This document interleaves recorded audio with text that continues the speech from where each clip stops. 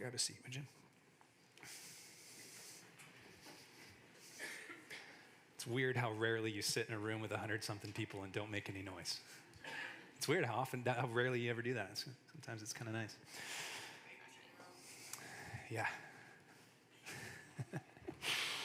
All right, guys, so we finished Romans. We're heading to the book of John eventually in the next few weeks, so we're going to just take a little bit of time and try to consider some things that I think God's stirring in our church and in our midst. And our hope in this next few weeks is just to kind of give a biblical precedent for why we want to roll out some of these things God's doing and why we believe that these are areas that maybe we need to move in. So the next few weeks will kind of be some vision for the church.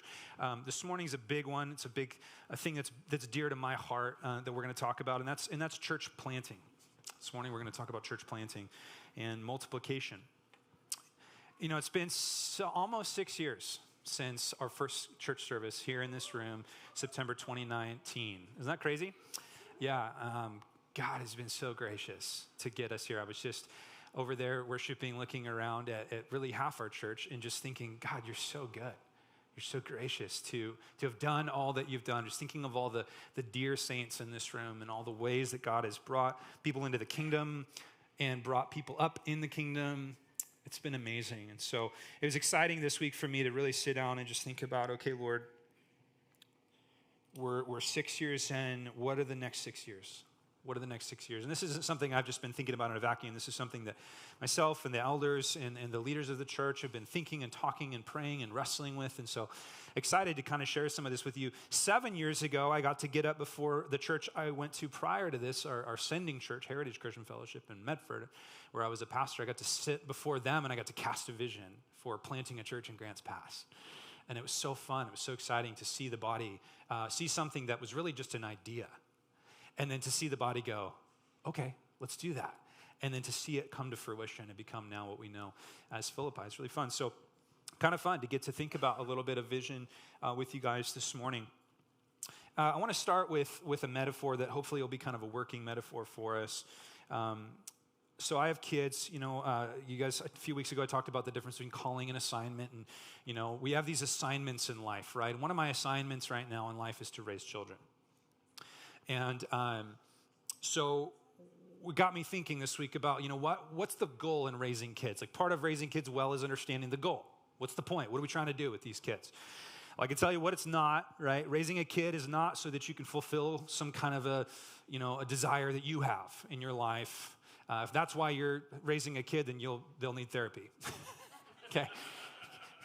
And you could buy it in advance, maybe. Like, I always thought that'd be a good idea. Could we do that, Andrew? Like, buy therapy 10 years in advance, and then it'd be cheaper? Yeah, like pre-inflation. Happy 6th birthday, son. I bought you 12 years of therapy. Now I can screw up. If you raise kids... If you raise kids to fulfill something for yourself, it's not going to go well for you. If you raise kids with the goal of them liking you, also not going to go well, right? Because at some point, they're going to tell you they hate you. That's just going to happen. If they haven't yet, they will. That doesn't mean they mean it, but they'll tell you. If you raise kids because you want them to need you all the time, forever, then you're not doing a very good job, right? If you're raising kids that are going to be perpetually dependent on you. If you're raising kids because you want them to have everything they want and to be comfortable and everything you didn't have in life, you're not probably doing a very good job. So what is the win? What's the goal in raising kids? And the answer is to raise adults that love Jesus and are healthy and, listen, are ready to raise other adults, okay? And by that, I don't necessarily just mean having children. I mean, the point is to raise kids to become adults that can actually take care of other people. That's the goal. And that needs to be the goal, that they would love Jesus, that they would be mature, that they would be grown up. This same logic maps onto the Christian life, doesn't it? The Christian life looks like this. You get saved, you come into the kingdom of Christ, and you're a spiritual newborn. And you need spiritual milk, and you need care, right? You need to be cared for by spiritual mentors and mothers and fathers in the church. And you're very fragile, and you're just learning to exist. And when someone comes into the kingdom, right, we're just very much like, hey, what do you need? Let's just get you following Jesus. And then this next phase, right, in the Christian life is this phase of learning how to care for self. So just like our kids, right? The first thing we do for our kids is just try to keep them alive. I found this to be one of the easier phases of having children, okay? You're 1 foot tall and no, you can't go into the road. Boom, I'm succeeding as a parent, right? Like, yeah, it's lunchtime, here's some food. Boom, success. And then they get old enough to have thoughts of their own and things get more complicated. But after just trying to get them to survive, your next phase in their maturation is trying to get them to take care of themselves, right? Like, hey, brush your own teeth, make your own snack, right? Turn on your own Netflix. Just kidding. Create your own Instagram, TikTok accounts. Whatever you do with your kids. I'm joking, okay? I'm kidding. Good grief. You know, it's self-sufficiency. How do I get them to do the things for themselves? But that next phase, the next phase is so important, and that is getting them ready to start thinking about caring for somebody else. And that's a tough one. And in the Christian life, this is where I think Western evangelicalism has kind of missed something. Is we've created environments, I think, of ministry that though they are focused on pouring into people, they often keep people in a perpetual adolescence where we're kind of happy that people are dependent on us at the church. We don't want to send them off to create family systems of their own. We want them to sort of just continue on independence. But in reality, there's this crucial step in maturity, and that is when you go from just thinking about taking care of yourself to thinking about taking care of somebody else.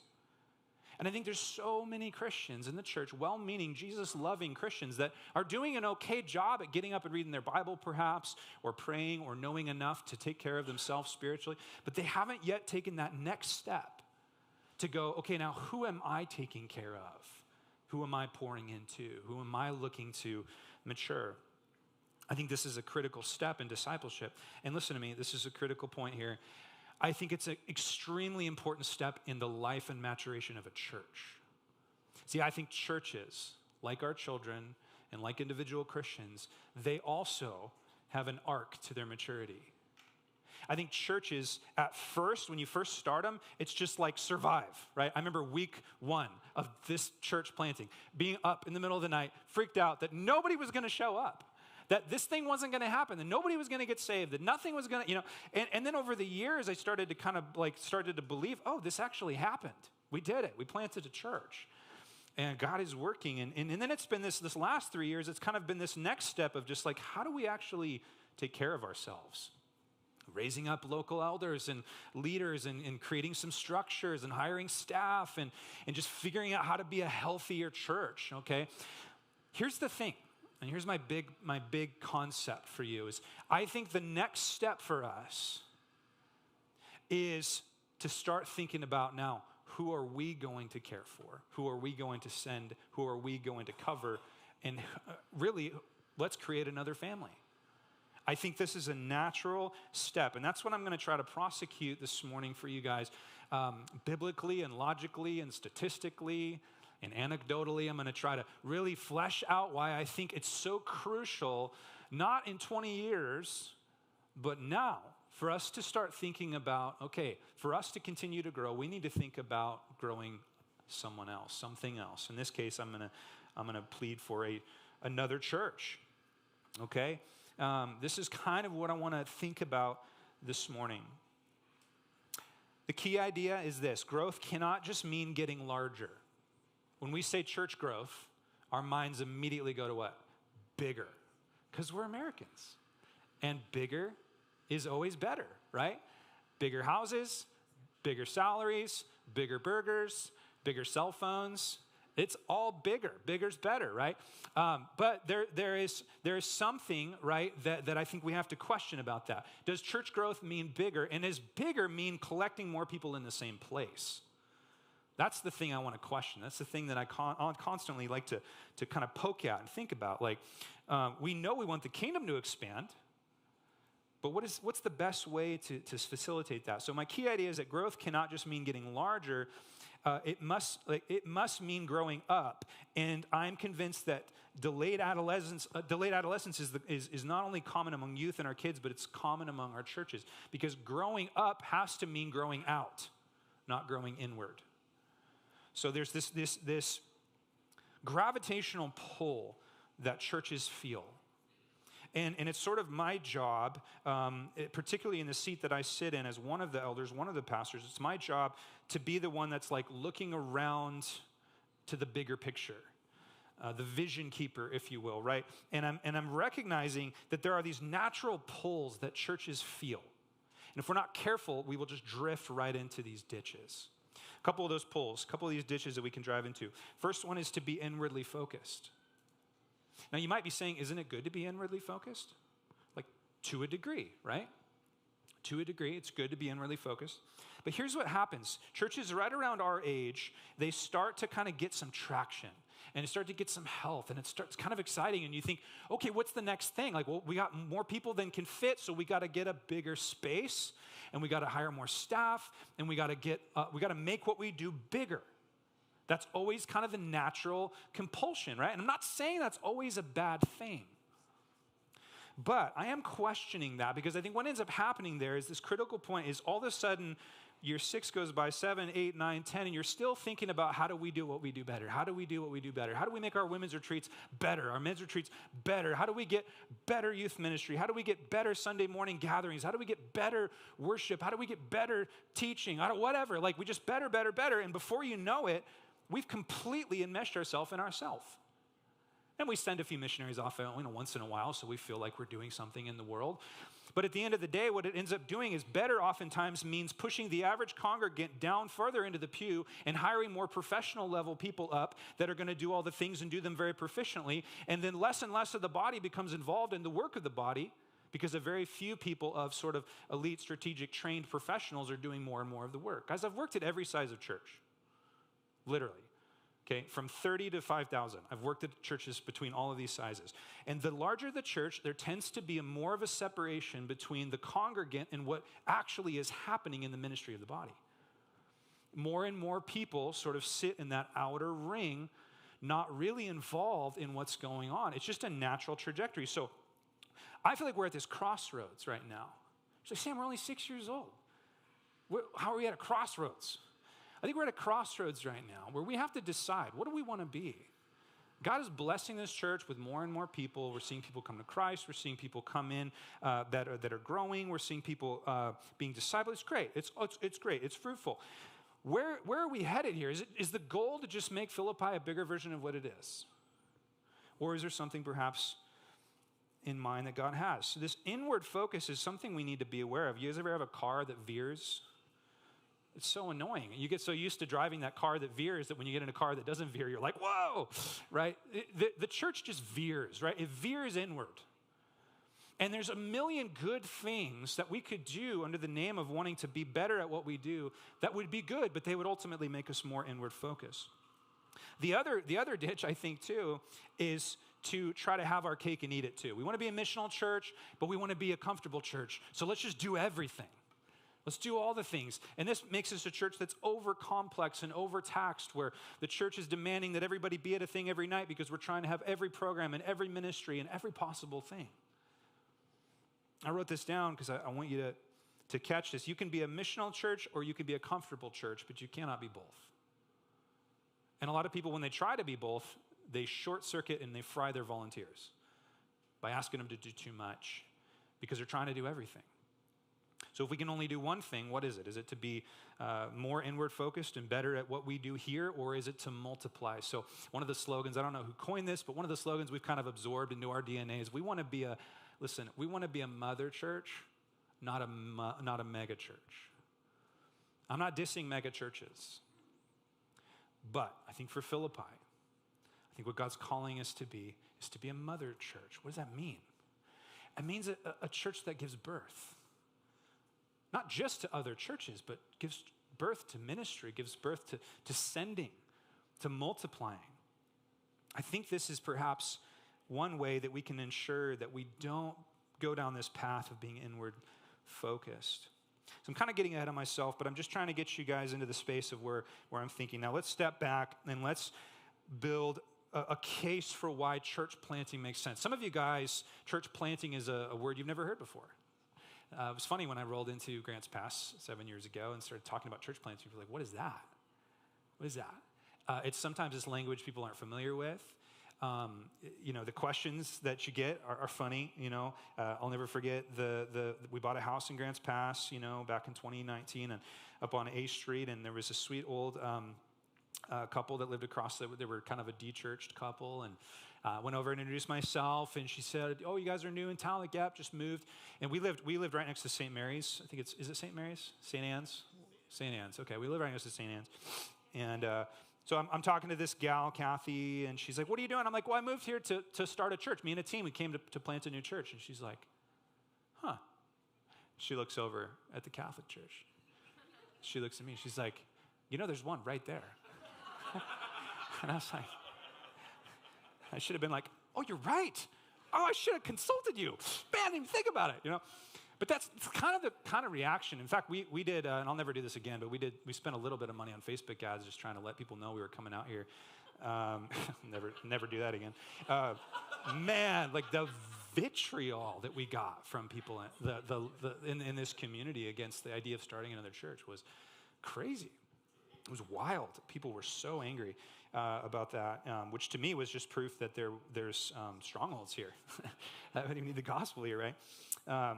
Anyways, where am I? What am I doing? Okay, so we want to back up here a little bit and ask this question: why plant a church? Because that really is the question everybody asks me. Can I ask this question? Why do we need more churches? What's the deal with that? Like, don't we have enough? Can we just make the ones that we have that are dying and closing? Can't we just make those better? So let's do this. Let's start by asking the most important question. The most important question is not what do we want to do.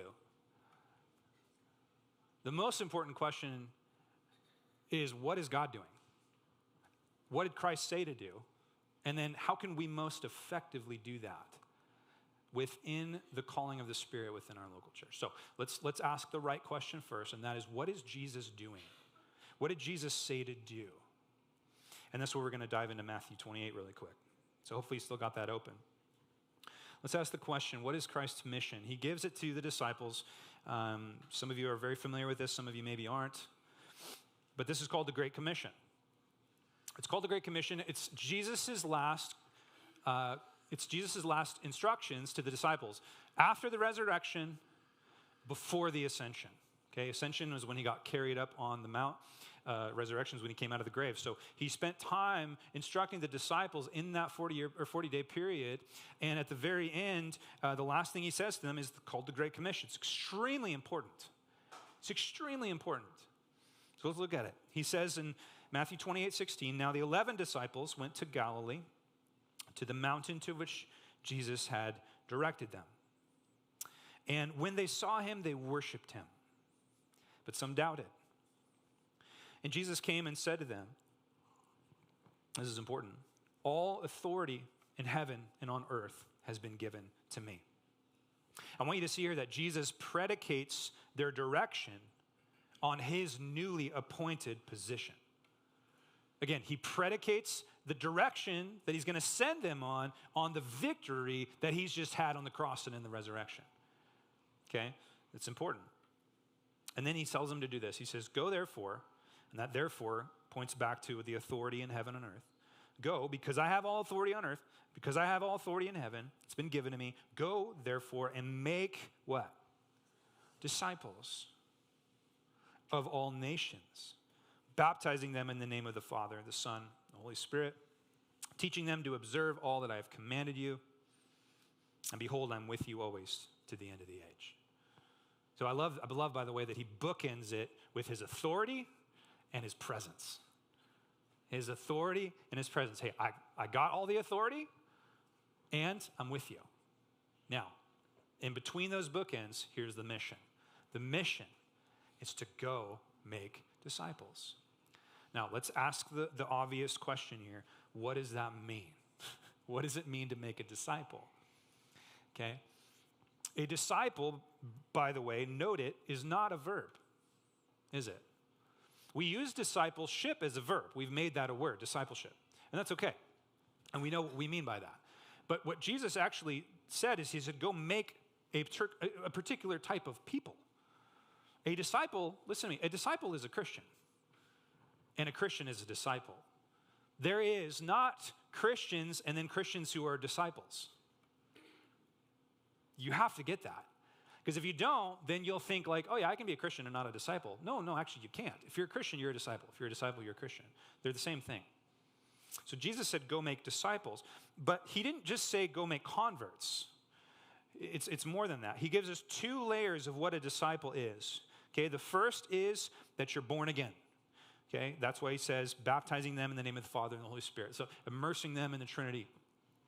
That just means they become Christians. So a disciple is first of all a Christian. A disciple is second of all someone who is learning and growing in the teachings of Christ. That's what a disciple is. If you're a Christian, then you're learning and growing in the teachings of Christ. He says, go and teach them all that I've commanded you. And that's really what the New Testament is. The New Testament is the apostles reiterating what Jesus taught them. You understand that? So when we study the New Testament in particular, we are studying what Christ instructed the apostles on, and we are being discipled in that time. So disciples are people that are born into Christ, and they are people that are grown up in Christ. The emphasis is on maturity. Now, just a couple things to note on the side. Is disciple making supposed to be something that stays local? No, it's supposed to be something that's to all nations. Okay, so it's always outward moving. It's always outward, not inward. Okay, it's also something that's to be done in community. What is the co in commission? It's short for community. It's a co-mission. That's why it's called the co-mission, because Jesus sent them together. It's something that we're to do together. Okay, so maybe you're saying, Sam, you're wanting to talk about church planting, but you're telling us that the mission of the church is to make disciples. So where's the connection there? Okay, we have to ask the question, if the mission is not to be a church, the mission is not to start churches primarily, the mission is to make disciples, the question then becomes, but how do we do that?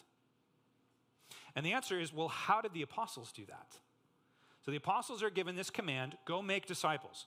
Baptize people into the kingdom, and then teach them to live for Jesus. And how do we do that? Well, how did the apostles do that? They did it through the local church. They did it through the local church. In Acts chapter 2, we have what I'm going to call the proto-church, the first church in Jerusalem. Okay, it was the first church. And man, it was a mega church. That's why we can't be too down on mega churches. Because at least for a little while, there was a mega church in Jerusalem. And the apostles were there, and it was great. And there were thousands of people getting saved. Pentecost happened, and it was an incredible thing. We have Acts chapter 2, verse 42, where we get this snapshot into what church looked like in the first church, right? They were praying together. They were eating meals and taking communion together. They were studying the apostles' doctrine, which was the teachings of Jesus. They were generous. They were caring for one another. All of the kind of fundamental underpinnings of what we consider as church life, they were doing it in Jerusalem. So part of the reason that we know making disciples is supposed to be done primarily through the local church is because that's exactly how the Spirit led the apostles to do this thing called make disciples. Jesus is like, make disciples. Spirit of God's like, okay, we're going to do it through planting churches. And it didn't stop with one church. So things were great in Jerusalem. Things were cool, I would imagine. It was a really unique time when the first church was planted.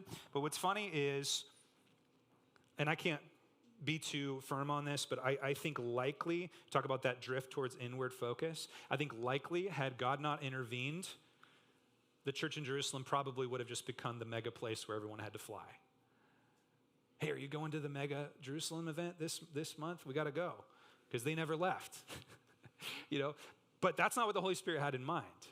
Instead, what happened is persecution and different things broke out, different political things broke out to where Christians were actually scattered throughout all the ancient world. The particular players were introduced, like Paul, that was not content he was wanting to bring the gospel to the Gentiles, bring the gospel to the nations. The Holy Spirit kicked the church out and around the world. Why? Because that was the marching orders. Remember, Jesus said to all the nations, Judea, Samaria, Syria, all the nations, all the worlds. So the program has always been that churches would be healthy for the purpose of sending Christians out and away. Now, that doesn't mean every Christian has to move. That doesn't mean every Christian has to be a missionary or relocate, but it means that the local church should always be moving in a direction that is outward, not inward. Outward, not inward. That is the way the church is designed to grow. Antioch, if you're familiar with the book of Acts, Antioch became a mission sending base in Syria. That's where Paul and Barnabas and his teams would come back and get resupplied and resent out. Antioch, if we hadn't picked Philippi, I would have loved the name Antioch for a church because they were literally like an aircraft carrier. They just sent out missions all the time. And you heard me say this, I think that's what Paul had in mind for Rome. I think he wanted Rome to be the Antioch off into Spain. In pushing west. I think Paul desired for churches like Philippi and Ephesus and Corinth for them to be these places of sending and outward church planting and moving. It's the way that the whole book of Acts is set up. You know, the whole back half of the book of Acts is largely devoted to church planting. It's largely devoted to church planting. It's the stories of how Paul, on his missions, was planting the gospel and planting churches and creating these kingdom communities in places where the gospel could begin to transform people's lives, and then from there they could be sent out. It's really important. It's really important. So, key idea is that disciples are discipled when they make disciples, and that churches grow up when they give birth, when they create more churches. I think it's the healthy way that God has instructed for us to do it. I think that there comes a point where we need more trellis because God is bringing all of this vine, right? So maybe I sold you on the local church and the mission of making disciples. But again, what about this question of like, don't we already have enough? Like, sure, Sam, Paul went and planted churches, but there were no churches in these places, right? There were no churches in the places that Paul was going. So now, aren't there enough churches? What do you think? I don't think so. I don't think there's enough churches. And I'll tell you why. Okay, the reason I think church planting is so necessary, I'll give you 4 legs to the stool of why I think church planting is so necessary. I'll give you the biblical argument, statistical argument, a logical argument, at least I think it's logical, and an anecdotal, okay? Let's start with the biblical. Okay, church planting, I think, there's such a biblical precedent, not only because of what I just said, not only because the book of Acts is largely about the church planting more churches, but Paul's epistles, he seemed to emphasize the importance of seeing churches formed, not just maintained. So he didn't seem to have an interest in creating some kind of a mega hierarchical system in which Paul or Peter would be the pope and everybody would have to sort of answer, or like a franchise model. Paul seemed to be really quick to say we need to establish elders in that church so that they can self-govern, so that they can be a church family. So the emphasis seemed to be on starting these micro communities of believers that would have shepherds from within their people, that would care for their people, and that church would grow and become healthy and then create more churches. This seems to be the way that Paul thought about the local church. Okay, it was a very much an outward-focused strategy. Each local assembly has its own unique identity, right? We see that oftentimes through the New Testament. Built into the Great Commission is a multiplicative model. It has to be outward focused. And you know what's so crazy is that the amount of humans in the world is significantly more than the time that Paul planted these churches. And you know what else is interesting is that the churches that were planted by Paul, most of them are not there anymore. So there is a sense in which the Spirit is constantly wanting to bring new life, new organization, new collection of believers, I think, constantly. Some of the statistics are interesting on church planting, and this was some of the stuff that was compelling to me 7 years ago when we started really thinking about this. First of all, again, why do we need more churches? Well, did you know that there is an average of around 5,000 churches closing in the U.S. every year? Okay, there's been more churches have closed in Grants Pass since we've been here than have started. Churches are constantly closing. And there are many that are really only hanging on because they own their buildings and they have some kind of passive income from properties and different things, and there's really only a handful of folks. Many of the churches in this city are really a small group in a large building, which is sad, you know, and it's something to just be aware of. So in the U.S., an average, it can fluctuate anywhere from 4,000 to 7,000, but an average of around 5,000 conservatively churches close every year. And this is actually high. About 4,000 churches right now are being planted every year in the U.S. Praise God. But that still puts us at a net negative of 1,000 every year. And when you consider the population growth, we would actually need to plant 2,000 churches in the positive just to maintain the church presence that we currently have. So we're at 1,000 negative each year. We need to be at 2,000 positive just to stay where we are with population growth. Are you tracking with that? Some of you stats people in the rooms are like, yes.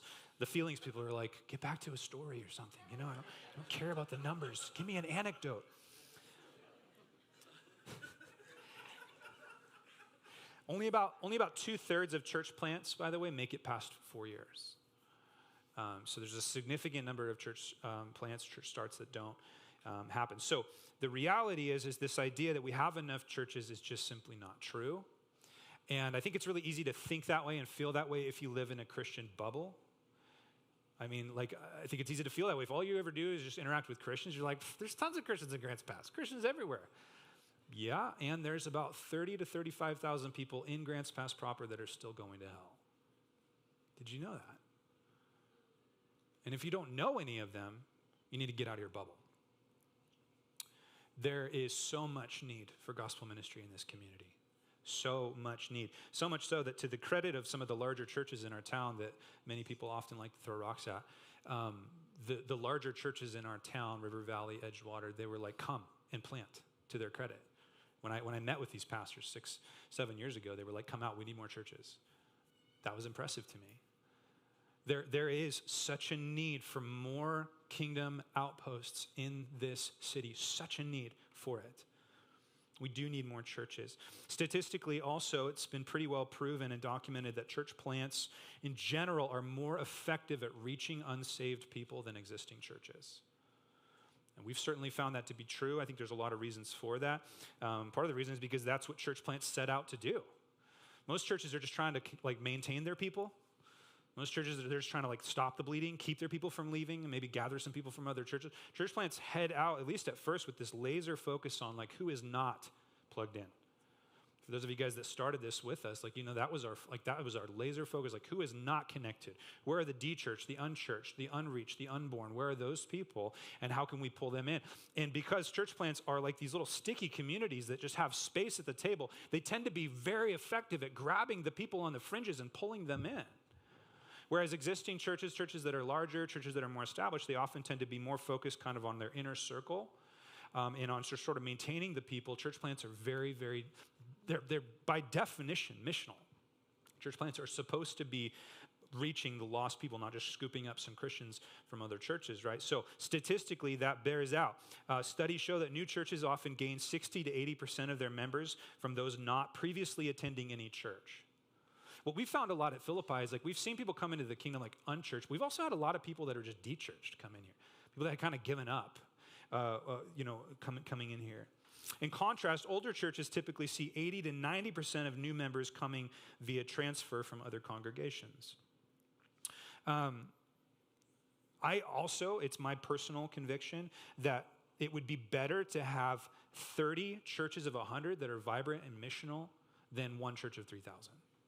In terms of the health of the believers in that body actually participating in the church, I'm not trying to be down on a mega church. I've worked at them, I've been part of them, and they're great. They do big things, and they have a big front door, and people can come in and they can sit and not be expected to do a lot, and sometimes that's good and sometimes that's bad. But I would say I would rather have 30 churches of 100 that are healthy and know who their body are and connecting with the people and caring for those people and on mission that are working together than one church of 3,000. I think statistics would prove that. Church planting churches, or that is churches that plant churches, are often healthier statistically. Okay, churches that plant within 3 to 5 years average twice the attendance, higher generosity, and higher leader development. Why? Because it takes everybody's involvement. Because everybody's got to do something. It's not like, hey, we pay those 20 people to do the things. And yeah, we come and we help once in a while and we give our tithe check. But no, it involves the health, it involves so many people in the body that it creates a sense of health. So that's some statistical reasoning. Let me give you some logical reasoning. This question of, don't we have enough churches? You ever heard someone say that about having kids? Do we have enough kids? Some people feel that way. So some of you guys are working on your 5th, 6th, right? Like, don't we have enough? Should we stop having kids? I think China tried that, right, for a while. And now they're changing their mind.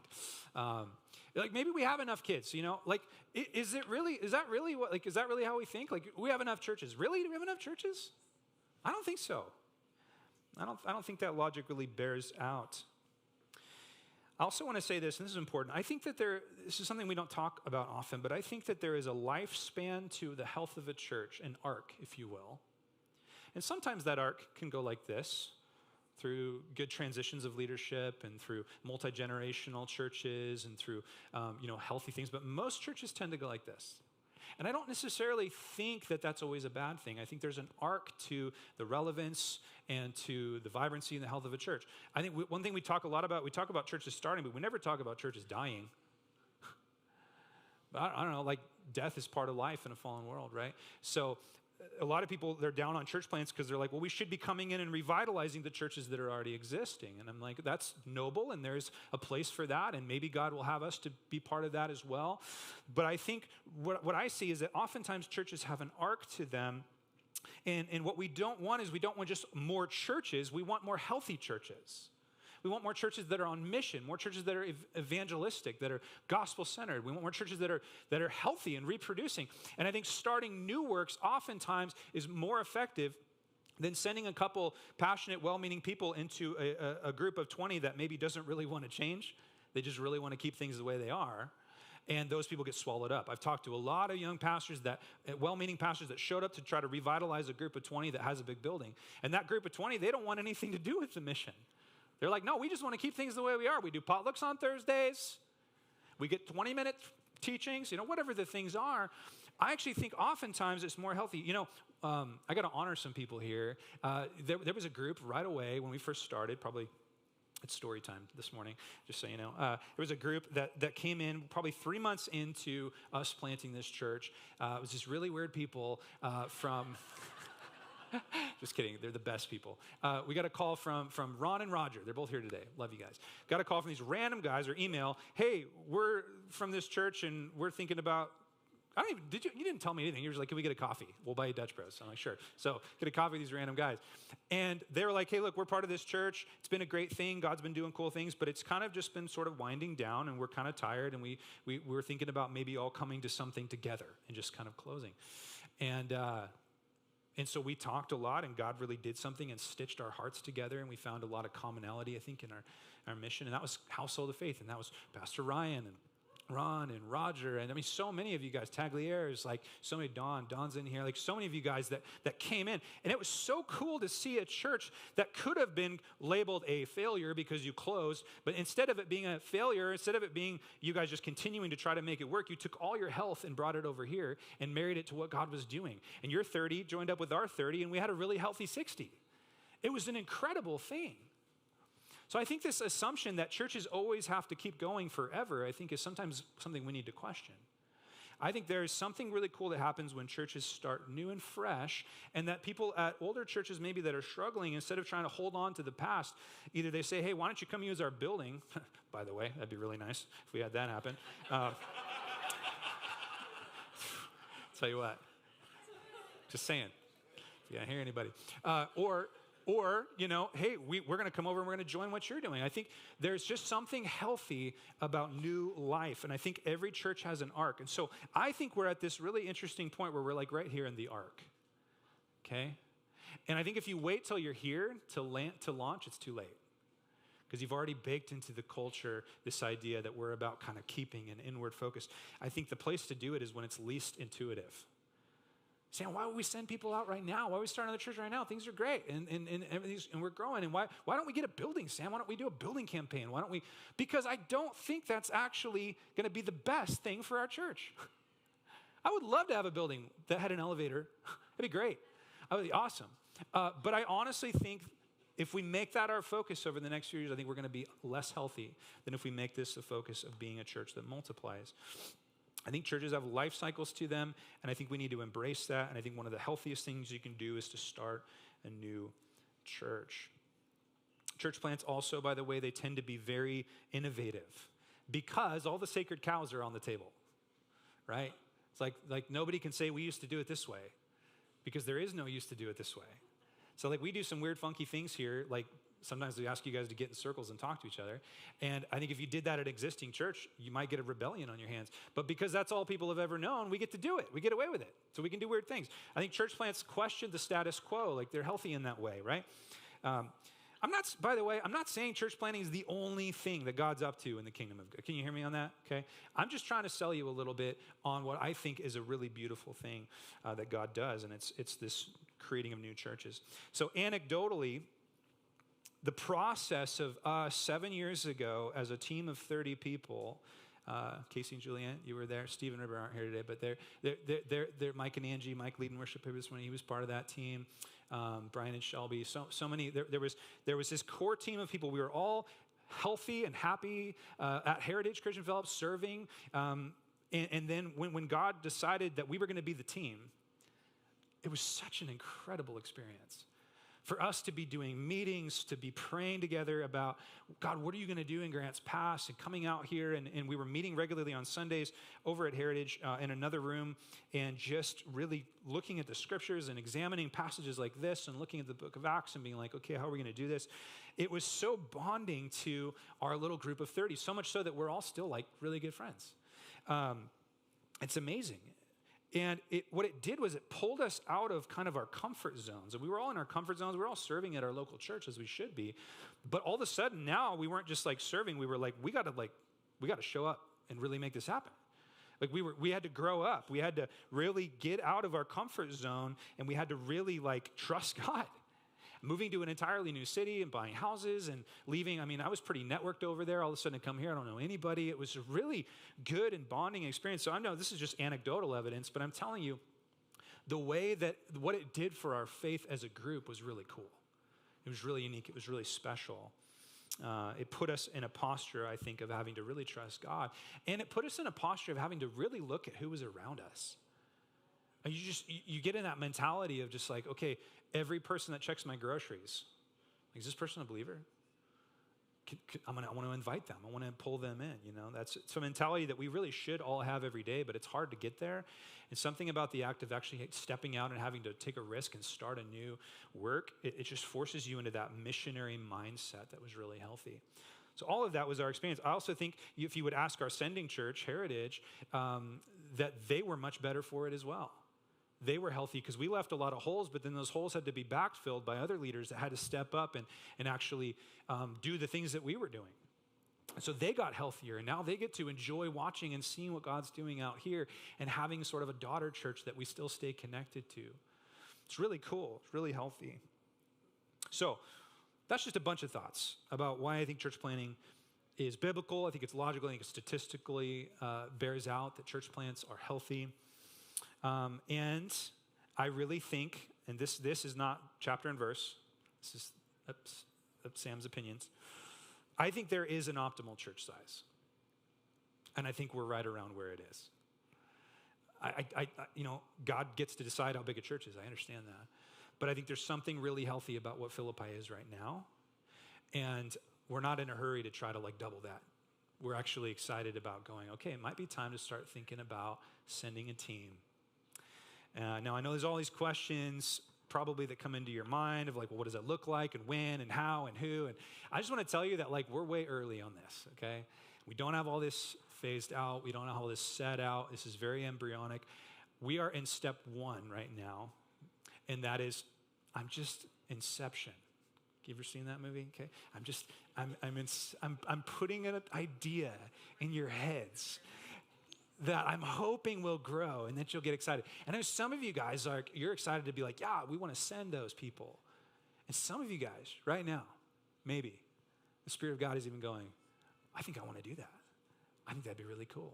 I think maybe God wants to use the gifts that I have to be part of that or to cover that or to support that in some way.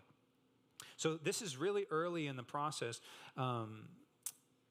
I'm bigger on looking at what God needs to do and asking him to do that first than timelines. I don't know necessarily, we're going to do it in 3 years or whatever. Like that would be great. But there are certain things that just need to happen in order for us to be pregnant, if you will, in order for us to be full term. Is that weird? Is that a weird metaphor? Really? You don't like it? Well, what's a better one? I don't know. I'm open to thoughts. What we need is we need to be full term, honestly. Like we need to be full term. Like we need to be ready to go. Oh, I thought that was a good metaphor. I guess not. It was great. Okay. Yeah. So what I don't want to do here is I don't want to be so nebulous on the specifics that you guys feel like we don't really know where to go. There's a real estate sign across from my house, and it's really funny. It's just in front of like this random street where there's no field and no house, and it says for sale, but it doesn't say what's for sale, how much it's for sale for, what the lot is, where it is. It literally just says for sale. And there's a phone number. So I guess you have to call the phone number and be like, what's for sale? I might be interested if you tell me what it is. So I don't want to be that. I don't want to be that this morning. I want to be like, church planting, all right, have a great day, you know. But I also, like, it's early enough that we don't have all of the things ironed out in specifics. But I think we do have unity as an elder board, as elders and pastors, as far as like, hey, we feel like this is really what God's calling us to consider as a priority over the next few years, in addition to a lot of other things that we're going to continue to do around here. So I'm going to give you 8 things that I think need to happen for us to be able to plant a church. You can write them down if you want. They're not all in the perfect order, but 8 things, 8 steps that I think need to be lined up for us to be able to do this. First is the pitch, and that's what I'm doing today, okay? Just trying to pitch this to you, get the bug, hopefully, for this. The second and probably the most important is we got to ask our dad. I got to ask dad. I got to ask the Father, and we're going to do that in a minute. We got to ask God, like, God, you know, we don't want to get out in front of you. We don't want to be so subscribed to models and methods that we miss what you might be doing that we're missing. So we're going to ask the Lord to do this, and that's going to be the most important thing. The Spirit of God has to do this. We cannot, so we're going to ask him to do that. The third thing is we need to seek perspective. We don't want to just do something so we can say we did it. You know, like, we planted a church, cool, and then it dies in a year, or, or there was no fruit, or it wasn't the right team, or whatever. So we need to really be seeking perspective, and part of that is the gleaning the wisdom of the body. Like, you guys have tentacles into so much of this culture, and so much of our outlying communities, and so much of Grants Pass that I don't have, that we don't have. We want to really consider and understand prayerfully, like, where are the needs? And when you think church plant, don't assume it has to be in some other city. I don't care if it's next door. Is that weird? Because this isn't about territory. This is about reach. So we literally, whatever God wants to do, we want to just understand better what are the needs of our community, and where would another gospel-centered, Christ-exalting, expository, biblical preaching church community do well in our area or outside of our area. So perspective is going to be huge. And the fourth one is really big. It's the biggest one, and that is we need to prime the pump. So I have we're on irrigation in my house, and we have a pump. And to get the pump to send water to the sprinklers, I have to prime it. You know what priming is? You pour water into the pump, it gets all the air gaps out, and then when you turn it on, it actually can have a constant stream of water to send to the sprinklers. And there's always a few little kind of sputters of air in there, but ultimately, if you prime it. So what we need here is we need to prime a pipeline of leadership and prime a pipeline of ministers. And by ministers, I don't mean professional people and staff. I mean, we need people that are ready to do ministry. We need people that are ready to step into making disciples, people that are ready to step into mentorship, people that are ready to step into all of the different roles, all the practical needs. Because if we're going to send some of our best people, we need to backfill those spots. And we need to send people out ready and trained. We need more elders, we need more deacons, we need more pastors, we need more everything. We need it all. We need all of it. We need people to be growing. We need people to be learning. We need people to be challenging one another in every area. So really what we're trying to do here is we're trying to become so healthy that we have to plant. That would be the ideal. Like, so many people are coming to Christ. So many people are coming in here and getting discipled and raised and getting activated and called into their calling and their assignment. And people are growing and learning how to teach the word and understand the word and minister to each other and serve. That we're like, man, we just can't all hold on to these people. We got to send them. So that looks like just pouring in. And it looks like everybody here being curious about, God, what are you actually calling me to do? I can't sit on the bench anymore. What are you actually, what is my role to participate in this church family? How can I be part of this thing? I think we have to be curious about that. And that's kind of what this Get Activated thing we're going to do in a few weeks is just helping people consider, where's my seat on the bus? How can I be involved? How can I help more so that we're healthy enough to send and reproduce? Okay? That's a goal. There's some things, try to wrap this up here, but there's some things that I think we could leverage more in our church that I think are timeless avenues for church health that we're just maybe not leveraging enough. And they're nothing new. There's three of them. One is inviting people into your small groups that are either non-Christians or just not involved in a church, de-churched, unchurched. I think that the small group dynamic is one of the easiest places to invite somebody that's skeptical about Christians, skeptical about church, in. Because it's not as intimidating as a big gathering.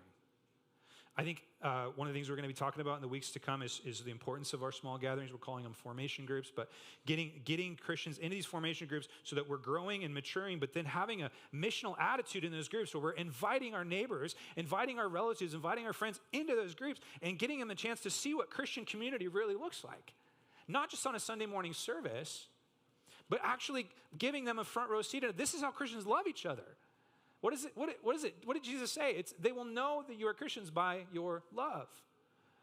Not only your love for the lost, but your love for one another. So I think using our small groups, leveraging our small groups as missional places. And this is going to be uncomfortable because I know you got your friends and you want to just hang out. But you can be a missional church or you can be a comfortable church. You can't be both. I think the seed of a church that is focused on small groups, missional small groups, is the kind of church that can reproduce and plant more churches. There's a church in Reno, Nevada that actually most of their churches were planted through small groups.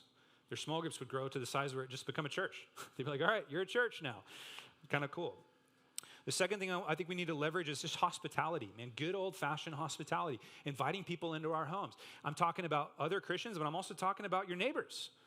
Talking about lost people, inviting people into your homes, and that when you plant a church, that becomes like your primary focus is hospitality. So that's something I want you to pray about. Just consider, okay, how much hospitality are we making space for in our week? What if you set aside one night of the week just for hospitality? And maybe you said, hey, we want at least half of those to be somebody that's not in the kingdom of God. Somebody that we can invite and just invite into our home that doesn't yet know Christ. Share the gospel with them. And the third one, and this might seem so obvious, is just reading the Bible together. Just reading the Bible together. You know, discipleship feels like the moon to a lot of us, including me. Like, how do I disciple somebody? That sounds so daunting. Could you actually just sit with someone and open up the book of Ephesians or something and read a few verses and talk about it? Think you could do that? Not a lot of confidence. Dave's confident. Could you guys do that? Would you feel confident doing that? Okay, I guarantee if you start doing that, you're discipling. And you're going to grow with that person. It's funny how you lose the fundamentals. I mean, that used to be all I would do with people. When I was like 20, 21, 22, I would just sit with people and we would read the Bible together. And it was so effective. And then I kind of moved away from that. And I'm like, man, I miss that. I miss just like, hey, let's just get together, open the Word and read it and talk about it. If you're like, I want to help make disciples, I want to be discipled, or I want to disciple someone, but I don't know what that looks like, just invite someone into your house or meet someone somewhere and open the Word together. Sam, this is not groundbreaking. I know. These are under-leveraged things that are so obvious, underutilized, under-realized things that are so obvious that I think would really make a significant impact. So, prime the pump. Number 5 is partner. I think we need to be praying about not doing this alone. Maybe that looks like network participation. Maybe that looks like other churches in our area that are similar and aligned and saying, hey, what if we planted a church with another church? Wouldn't that be cool? You know, maybe there's another church in our community or maybe our sending church that they want to plant too, and we can kind of combine forces. That would be cool. I think we need to pick a path. Number 6, pick a path and prepare. Preparation, by the way, is going to look like running lean. If we're really going to do this, then we're going to have to say no to a lot of good things. We're going to have to not have all the programs we want to have. We're going to have to probably not be in the most comfortable situation facility-wise that what we want to have, but we got to pick a path and then begin to make those commitments for it. Number 7, I just put pull or plunge. Pull or plunge. At some point, we're just going to have to go for it. At some point, we're just going to have to go, this is what we got. This is what we're going to do. And we're going to take that risk. And then number 8 is parent. And that's what I'm excited for. I'm excited in 2, 3, 4 years to be able to begin to parent a church and then raise that church up to be mature enough to where they can parent another church. It's multiplication. It's exciting, isn't it? So, I don't know what you came expecting to hear this morning, and I'm not against building campaigns, and there's a lot of things we could do. I know that where we're meeting is sometimes less than ideal for a lot of reasons, but I really feel like we will not regret in 3 years or 4 years doing this counterintuitive but extremely beautiful thing of trying to see another body thriving somewhere, maybe in this community, maybe out in the outskirts, maybe somewhere else we don't know. But my invitation for you is to pray, to consider how can I step into what God is doing here more to where we are so healthy that we really have to. We have to launch another church. Does any of this resonating with you guys? Would you tell me if it wasn't? Not right now. You wouldn't tell me. Hopefully not. So we're going to just take a couple minutes. Here's what I want to do. This is kind of a new thing here, but I'm gonna give you a prompt, and then just on your own, just on your own in your own head or whatever, we're going to take a minute, and I want you to pray for that. So we'll do 3 different things. So let's just start there. First thing I want you to just pray for to yourself there in your seats is I want you to pray that God would actually give particular people in this room this morning understanding into what he's asking them to do in this next season. What is the specific thing for yourself and for every other person in the seats this morning that God, you're calling me in to say yes to in this next season in terms of serving Jesus and being involved in what he's doing? Maybe that's just continuing in faithfulness in what you're already doing. Maybe that's something new. Maybe that's letting go of something. But I want you to just take a minute and just pray for that this morning.